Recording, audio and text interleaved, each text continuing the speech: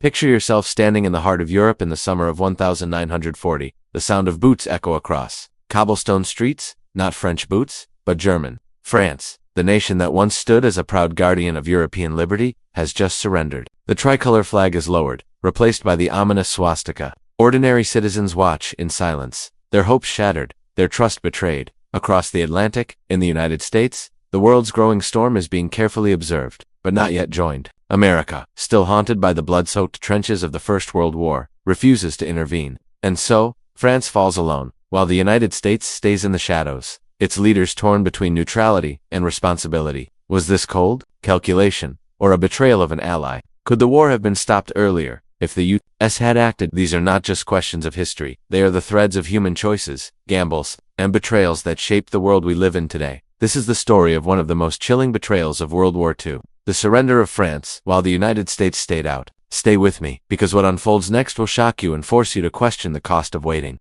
How could a mighty nation collapse in just 6 weeks? What if I told you that one of Europe's strongest armies, a nation that had survived centuries of wars, a country that stood victorious in the First World War, could crumble in only 6 weeks? How could a nation like France, with its mighty fortifications, its proud generals, and its alliances, surrender so quickly to the rising menace of Hitler's Germany? To answer that question, you must step back into the uneasy calm between the two world wars, an era of fragile peace, hidden wounds, and decisions that would lead to betrayal. Imagine Paris in the 1920s, a city of lights and laughter. Cafes are alive with music, artists fill the streets, and soldiers finally walk home after the war to end all wars. But behind the dancing and champagne, France carries scars deeper than any visible wound. Over 1 million dead, entire towns obliterated, families shattered, and in the shadows of victory, an uneasy fear. What if Germany rises again? The French leadership, shaken by the unimaginable slaughter of the trenches, builds its defense not on mobility, but on walls, a vast line of fortifications stretching along the German border. The Maginot Line, concrete bunkers, steel guns, underground railways, a fortress meant to keep Germany forever locked out. To the French people, it feels safe, untouchable. But safety is an illusion, because while France builds walls, Germany builds a new kind of war. In Berlin, the Treaty of Versailles burns in the hearts of millions. A treaty meant to cripple Germany instead fuels resentment. Then comes Adolf Hitler, a failed artist turned political firebrand, promising glory and revenge. He speaks not of defense, but of lightning, blitzkrieg, a storm of tanks, planes, and soldiers that moves too fast for trenches, too violent for walls. The late 1930s bring storm clouds. Hitler reoccupies the Rhineland.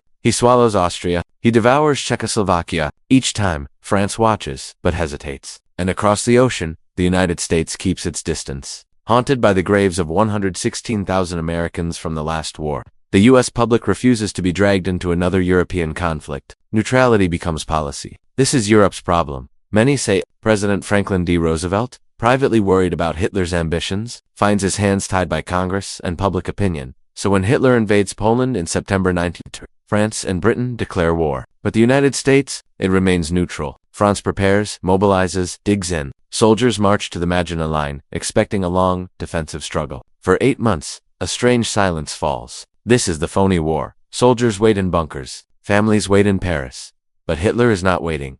May 1940, the German war machine finally strikes. But not where France expects. Instead of smashing head-on into the Maginot Line, German tanks roar through Belgium, the Netherlands, and the Ardennes forest the French generals had declared impassable. Suddenly, the unthinkable becomes a reality. Imagine you're a French soldier, stationed far from the front, hearing reports of German panzers flooding into Belgium. You believe it's just a feint. Surely the Maginot will hold. But within days, your commanders realize the truth. The enemy is slicing through the Ardennes like a knife through butter. Entire French armies are being encircled before they can even reposition. Now, picture yourself in the cabinet rooms of Paris. Maps spread across the table, lines of defense falling like dominoes. Each day brings reports of towns overrun, armies cut off, and Luftwaffe bombers screaming over refugee-filled roads. The French Prime Minister, Paul Reynaud, begs Britain for more help. Winston Churchill sends what he can, but Britain itself teeters on the edge of survival. And across the Atlantic, Roosevelt delivers speeches of sympathy, sends limited supplies, but still holds back from war. The betrayal is not yet France's surrender, but America's absence. The strongest industrial power on earth, watching from the sidelines, while its future ally bleeds. Ordinary French soldiers feel it. They whisper, "Where are the Americans? Why do they not come?" But America is bound by its own fears. Its Congress refuses to risk American lives in another European war. Then comes the catastrophe. The Germans trap hundreds of thousands of French and British troops near Dunkirk. The sea becomes their only escape. In one of history's most desperate evacuations, fishing boats, yachts, and warships carry the soldiers across the Channel. Britain survives, but France is left exposed. Now the German panzers drive straight for Paris. Refugees clog the roads. Families abandon homes, carrying only what they can. The French government flees, and when German troops march into Paris on June 14, 1940, the world gasps. France, the nation that once stood tall in 1918, collapses in just 6 weeks. I imagine walking through the streets of Paris that day. You hear the low rumble of German motorcycles. The swastika banners unfurl on the Eiffel Tower. Ordinary Parisians watch in silence, their faces pale, their hearts broken. Some weep openly, others stand rigid, defiant in their despair.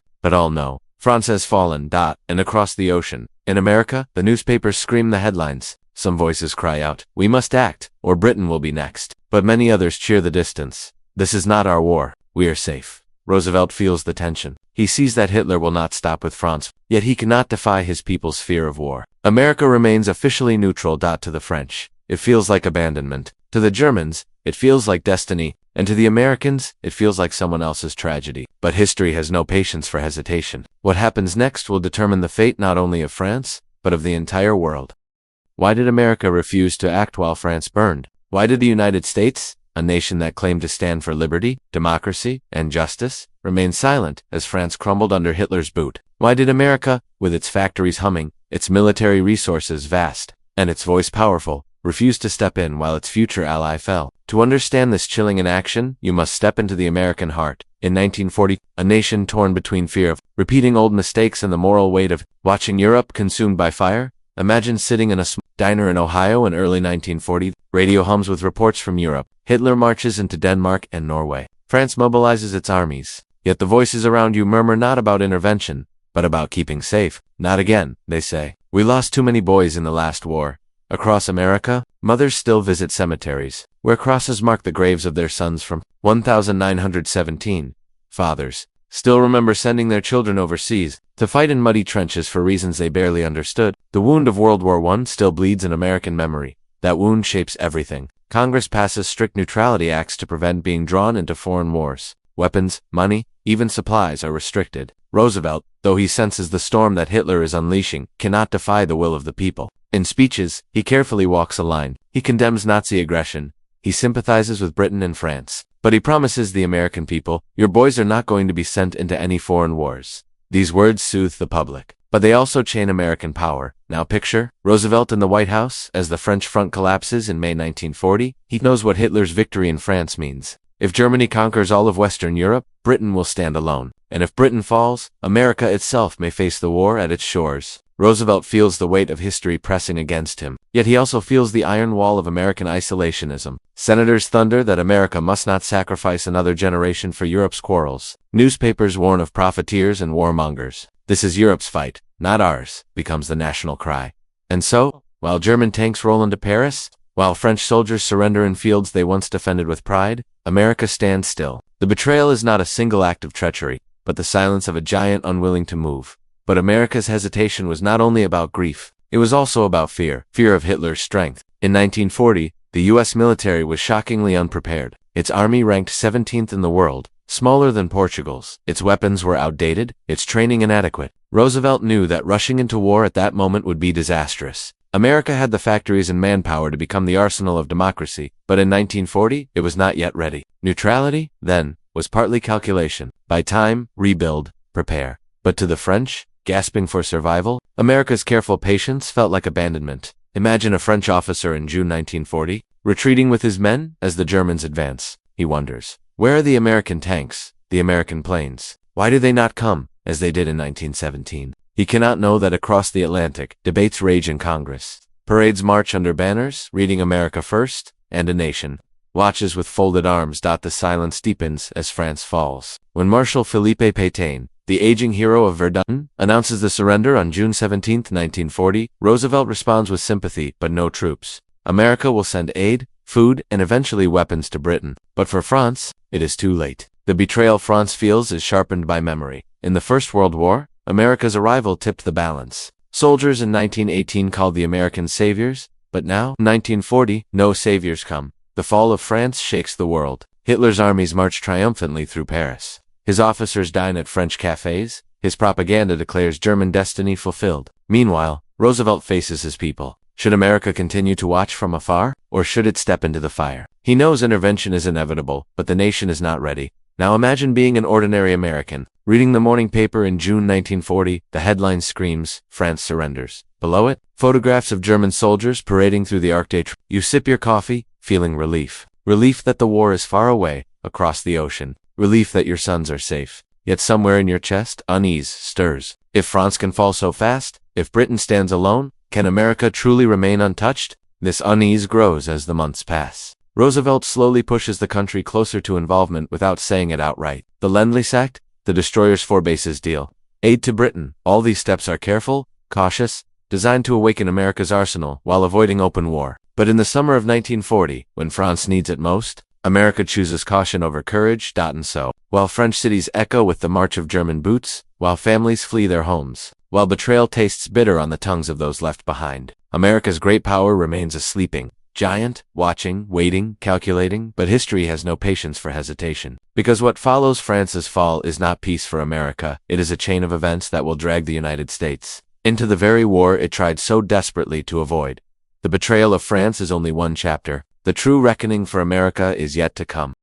Could Britain survive alone while America slept? What happens when an empire, already stretched thin and scarred by years of war, suddenly finds itself standing alone against the most fearsome military machine Europe has ever seen? Could Britain, an island nation with its proud navy but vulnerable skies, survive Hitler's wrath without France by its side, and with America still refusing to enter the fight? The answer would shape not only the fate of Britain, but the destiny of the entire free world. Picture London in June 1940. The news of France's surrender has just spread. Crowds gather at radios, listening to Winston Churchill's gravelly voice declaring that Britain will never surrender. Yet behind the inspiring words lies a terrifying reality. The German army now controls almost all of Western Europe. France, Belgium, the Netherlands, Denmark, Norway, all have fallen. Only Britain remains, isolated, staring across the channel at German forces now, only miles away. If Hitler invades, the last light of democracy in Europe could be extinguished. The British know this. You can feel it in the streets. Sandbags pile in front of shops. Trenches are dug in public parks.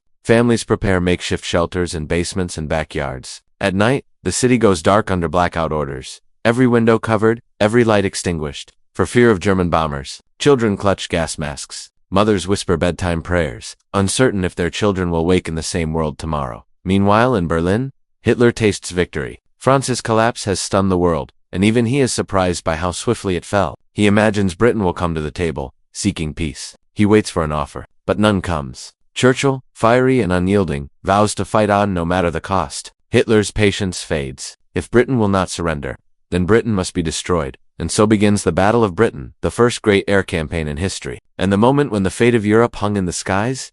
Imagine yourself on a hilltop in southern England in August, 1940.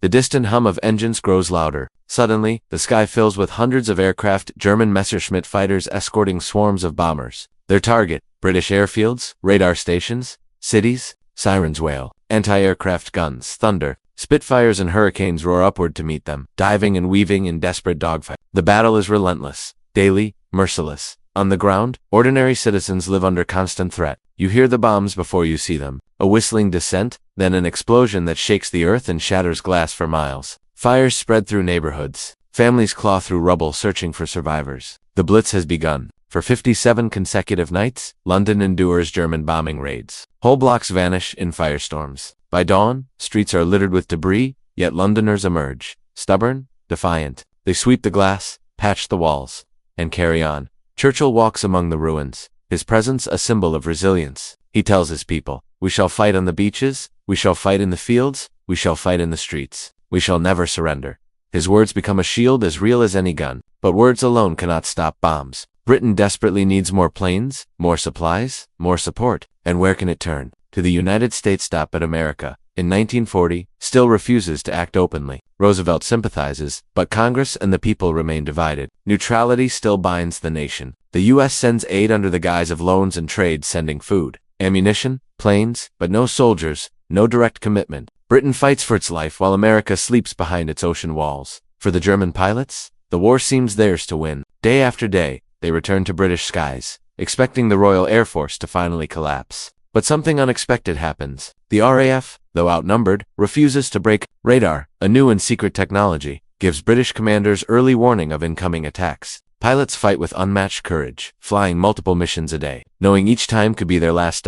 Picture yourself as one of those pilots. You strap into your Spitfire at dawn, exhausted, your hands trembling, your body bruised from yesterday's battle. The radio crackles enemy approaching. You climb into the sky, sunlight flashing on wings, and within minutes you're locked in a deadly dance with German fighters. Bullets tear past your canopy. One mistake means death. Yet you fight on, because behind you lies not just your base, but your family, your country, your entire world. As the weeks drag on, the tide begins to turn. Hitler shifts his attacks from airfields to cities, hoping to crush British morale. But instead of breaking, the bombings harden British resolve. The world watches in awe as an entire nation refuses to yield. And for the first time, Hitler faces defeat. The Luftwaffe cannot gain control of the skies. The invasion of Britain, Operation Sea Lion, is postponed, then abandoned. Britain has survived barely, but the cost is heavy. Tens of thousands dead, cities scarred, lives shattered. And yet, a spirit emerges, captured in the phrase Churchill delivers. Never in the field of human conflict was so much owed by so many to so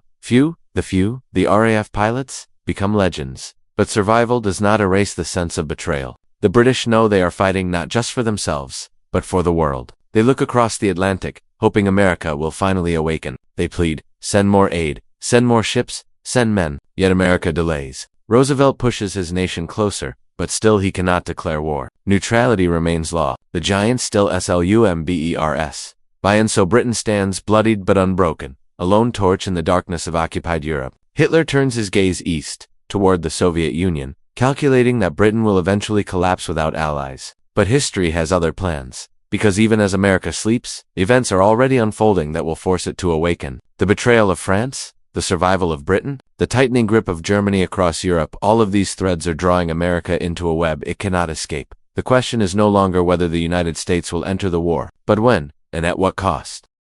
What finally forced America to wake from its slumber? How long can a giant remain asleep while the world burns around it? How long can a nation built on ideals of freedom watch as democracy collapses under the weight of tyranny? For America, the 1930s and early 1940s were years of waiting, years of cautious distance, years of silence as France surrendered, Britain bled, and Hitler's shadow spread across continents. But no giant sleeps forever. The question was not if the United States would awaken, but what shock would finally jolt it into war. Imagine Roosevelt in the Oval Office in late 1940. Britain has survived the Blitz, but only barely. The Nazi war machine controls nearly all of Europe, and its submarines prowl the Atlantic, sinking ships, choking supply lines. Reports arrive daily, merchant vessels torpedoed, sailors drowned, cargoes lost. Roosevelt knows Britain cannot hold out much longer without American help. But still, Congress hesitates. The public clings to isolation, and political opponents thunder that intervention would be a betrayal of the American people. The president walks a tightrope, one wrong step, risking not just his office, but the fragile unity of the nation. So he moves carefully, inch by inch. He launches the Lend-Lease Act in 1941, framing it not as war, but as lending a garden hose to a neighbor whose house is on fire. Through this lifeline, Britain receives ships, planes, food, weapons, all vital to survival. Factories in Detroit, Pittsburgh, and Chicago roar to life, producing machines of war under the banner of neutrality. But to Hitler, these shipments are an act of defiance. German U-boats target them, and the Atlantic becomes a silent battlefield. Picture yourself as an American sailor aboard a destroyer in the North Atlantic. Cold spray lashes your face, and fog cloaks the horizon. Beneath the waves lurks the invisible enemy, German submarines. Suddenly, an explosion rips through a merchant ship in the convoy. Flames leap skyward. Men scramble into lifeboats, their cries piercing the night. Your ship races to rescue survivors, but even as you pull them from the icy water, you know another torpedo could strike at any second. Neutrality, you realize, is a word that means little to the sea. At home, Roosevelt speaks to the nation through radio fireside chats, his calm voice guiding Americans through storms of doubt. He warns that Hitler's ambitions will not stop at Europe. If Britain falls, the oceans will not shield America forever. Some listen and agree. Others cover their ears, insisting, this is not our fight. Isolationism still holds power, but the tide of history is turning, faster than anyone realizes. Far to the east, another storm brews. Japan, an ally of Nazi Germany, expands its empire across Asia and the Pacific. It invades China, seizes colonies, and hungers for resources. America responds with embargoes on oil and steel, hoping to choke Japan's ambitions. But instead of retreat, Japan chooses defiance. Its leaders plan a bold strike, one that will shatter American neutrality forever. And so, The morning of December 7th, 1941, arrives. Imagine yourself standing on the deck of a battleship in Pearl Harbor, Hawaii. The sun rises, painting the water gold. Sailors relax, unaware that destiny is only minutes away. Then, without warning, the sky fills with the roar of engines. Japanese planes descend in waves, their torpedoes streaking through the harbor. Explosions tear battleships apart. Columns of smoke rise into the heavens, and chaos engulfs the base. Within hours, thousands are dead or wounded, the Pacific Fleet crippled. The unthinkable has happened. America has been attacked on its own soil. The giant is awake. Across the nation.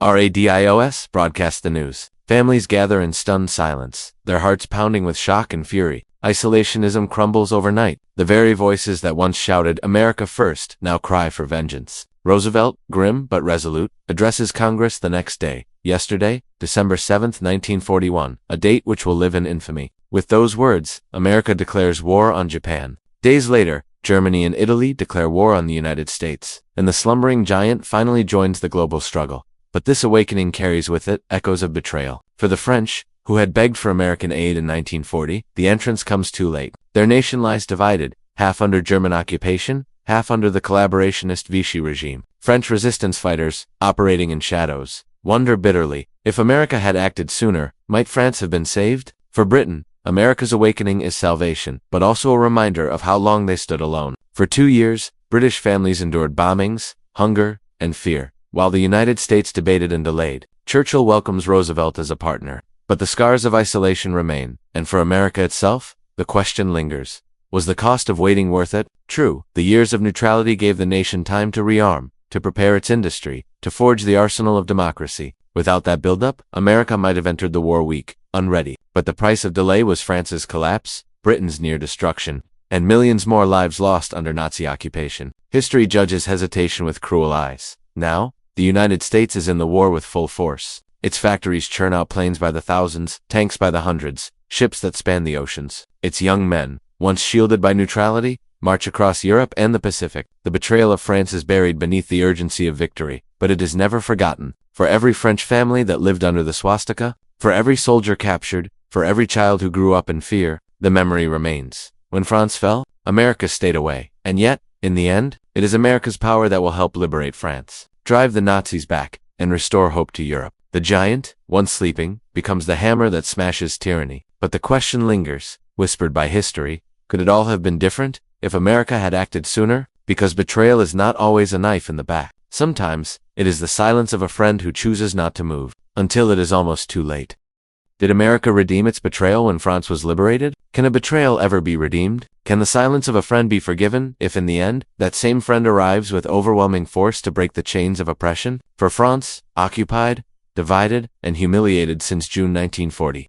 This question burned like a flame in the hearts of its people, and when America finally came, with ships filling the horizon and soldiers storming its beaches, the answer began to take shape in fire, sacrifice, and liberation. But the scars of abandonment never fully disappeared. Imagine walking the streets of Paris in 1942. German soldiers patrol the boulevards, their boots clattering on cobblestones once filled with laughter and music. French citizens live under the constant shadow of swastikas. Signs read "Nur für Deutsch," for Germans only. Radios broadcast Nazi propaganda. Resistance whispers in hidden corners. But the cost of defiance is brutal. Arrest, deportation, execution. Many French wonder if the world has forgotten them. Some collaborate with the occupiers. Others retreat into silence. And a brave few join the underground resistance, risking everything for a dream of freedom. Across the Channel, Britain holds on, battered but unbroken. And across the Atlantic, America, now fully awake after Pearl Harbor, prepares for the colossal task ahead. The betrayal of 1940 cannot be erased. But Roosevelt and his generals know that redemption can only come through victory. Factories produce weapons at a pace the world has never seen. Millions of American soldiers train, preparing to cross the ocean and face the might of Nazi Germany. The giant, once hesitant, is now unstoppable. The first steps toward redemption come in North Africa in 1942. Operation Torch, the first major American offensive against German forces. Imagine the beaches of Morocco and Algeria, where American troops land under fire, clumsy but determined. The fighting is fierce, but gradually, the Americans learn, adapt, and prove themselves in blood and sweat. From North Africa, they push into Italy, climbing mountains, storming beaches, battling through towns while German forces fight desperately to hold ground. Each victory brings America closer to France, closer to the moment when redemption can be tested. And then comes June 6, 1944. D-Day, the greatest amphibious invasion in history. Picture the coast of Normandy at dawn. The horizon is filled with ships, thousands of them carrying American, British, Canadian, and Free French troops. The air vibrates with the roar of bombers. Waves crash against landing craft as young men grip their rifles, staring at a shoreline bristling with German defenses. The doors drop. Chaos erupts. Machine guns rake the beaches. Explosions tear the sand. Men fall, but others push forward, climbing cliffs, breaking through bunkers, clawing their way into history. For the French watching from villages and farms, the sound of the invasion is the sound of salvation. Resistance fighters rise in coordinated attacks, cutting railways, ambushing convoys, guiding Allied forces through hedgerows and fields. On June 6th, the long wait begins to end. America, the betrayer of 1940, now bleeds for French soil, proving with action what words once denied. Imagine standing in Paris 2 months later. In August 1944, the bells of Notre Dame ring for the first time in years. Crowds flood the streets, waving tricolor flags hidden since the occupation. Tears stream down faces as Allied tanks roll through the boulevards. The German occupation crumbles. The swastikas are torn down. And then, General Charles de Gaulle marches down the Champs-Élysées declaring that Paris has been liberated. Behind him, American soldiers, once absent, now present in force, are greeted with cheers, flowers, and gratitude, but also with a quiet, unspoken question. Why did you take so long? France is free again, but the memory of betrayal lingers. For 4 long years, its people suffered under German rule, waiting for rescue. The liberation, glorious though it is, cannot erase the silence of 1940, and yet, the sight of American boys lying in Normandy graves softens the bitterness. France sees that America did not remain forever distant. Redemption, though late, has come. The war grinds on. American armies push eastward, across rivers and forests. Through brutal battles at places like the Hurtgen Forest and the Battle of the Bulge, alongside their British, Canadian, and French allies, they drive the Germans back into their heartland. By May 1945, Hitler is dead, the Reich has fallen, and Europe is free. France, battered and scarred, rises once more. And America stands at its side, no longer a betrayer, but a liberator. But history's verdict is never simple. Did America redeem itself? In part, yes. Without the United States, France might never have been liberated. Without American factories, soldiers, and sacrifices, Hitler's empire might have endured far longer. Yet the shadow of 1940 remains, a reminder that hesitation has consequences. The betrayal of France when it surrendered while America stayed out is a lesson carved deep into history. It is a lesson about fear, about calculation, about the human tendency to wait until danger knocks at one's own door. But it is also a lesson about redemption, that even after silence, action can restore faith, even if scars remain. As you reflect on this story, ask yourself, what would you have done if you were in Roosevelt's shoes in 1940? Would you have risked your nation, your people, and your future to save an ally across the sea? Or would you have waited, hoping the storm would pass? History has already given us the answer America chose, but the question remains alive today, echoing in every decision of nations faced with the suffering of others. Because in the end, betrayal is not just an act of treachery. Sometimes, it is the weight of an action, and sometimes, redemption comes not when it is needed most, but when it is already almost too late.